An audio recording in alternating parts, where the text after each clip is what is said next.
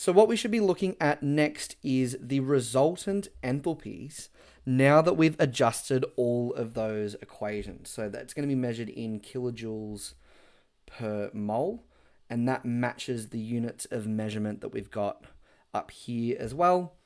When we look at water, originally the enthalpy of formation was 285.8 kilojoules per mole. Because we reverse that equation, that's going to mean that the polarity flips as well. So it's going to be 285.8 kilojoules per mole.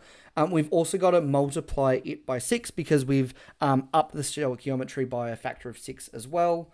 We'll do that calculation in a minute. For equation 6, same thing. We're reversing the polarity to begin with. So I'm going to start by writing 393.5 and multiplying that by 6 as well. And there's been no changes to the glucose equation, so we can write that enthalpy as is. Now, to do these calculations, you just chuck that into your calculator. You should be able to find that they're 1714.8 and 2361. Once we have all of these numbers, all we need to do is step 4, as it says up the top, and that's to add all of the manipulated equations and their enthalpies as well. So that's going to be our final equation down the bottom, equation 8.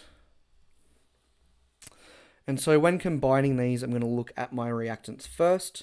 So I've got 6 waters. I'm adding on 6 carbon dioxides. On the reactant side, I also have 6 carbons, 6 hydrogens, and 3 oxygens as well. We can then write out all of our products. So the products at the top, we've got 6 hydrogens. I've just realized that I've made a mistake up the top as well. So I've written 6 halves of O2. I just multiplied our half ratio of oxygen by 6 up in equation 5. I'm going to make a correction. So if I've got 6 halves of oxygen, effectively that is 3 lots of oxygen there. Just a little mishap. Should have written that from the start. But anyway, we'll keep moving forward. So then I've also got, I've got 6 hydrogens, 3 oxygens, and I also have 6 carbons, 6 oxygens, and then our big product at the end, our glucose. So C6H12O6. What we should be able to do from this point is to discard any double ups. So that's going to be our elemental component. So our 6 carbons cancel out, our 6 hydrogens cancel out. We also have 3 oxygens that cancel out as well. What we're left with is our water and our carbon dioxide.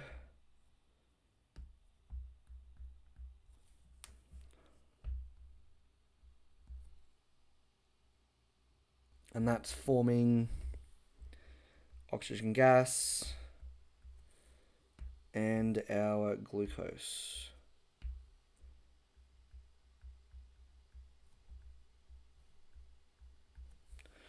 So a second ago when we made equation 8, effectively we took equation 5 and added it to equation 6 and then added that to equation 7. And that made equation 8. So we need to do the same thing with our enthalpies. So delta H for 8 will be equal to delta H of 5 plus delta H of 6 plus delta H of 7. So we're going to do that below. All we've got to do is 1714.8 plus 2,361 plus negative 1,273.3.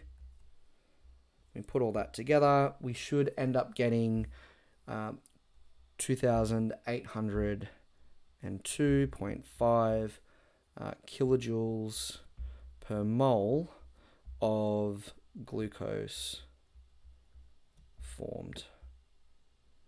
So what we can see here is that in our end equation, the glucose that we formed a mole of it, and this was the energy required to produce that glucose. Therefore, that's why we've given our units at the end in kilojoules per mole of glucose formed. Note as well that we should probably be matching up our significant figures, considering that 4 significant figures up the top was the best set of significant figures that we had. The best answer would probably be 2,803 kilojoules per mole of glucose that was formed. And there we have it, an enthalpy calculation, in particular, a Hess's Law calculation using enthalpies of formation. Thank you very much, everyone. In the next video, we're going to be looking at a new concept in thermodynamics, all about this idea of entropy. So we've already looked at enthalpy, the energy changes in a reaction. Entropy's a little bit more of an abstract one. It's got to do with how chaotic a system is or a set of chemicals are, but more on that in the next video. Until then, have a good one.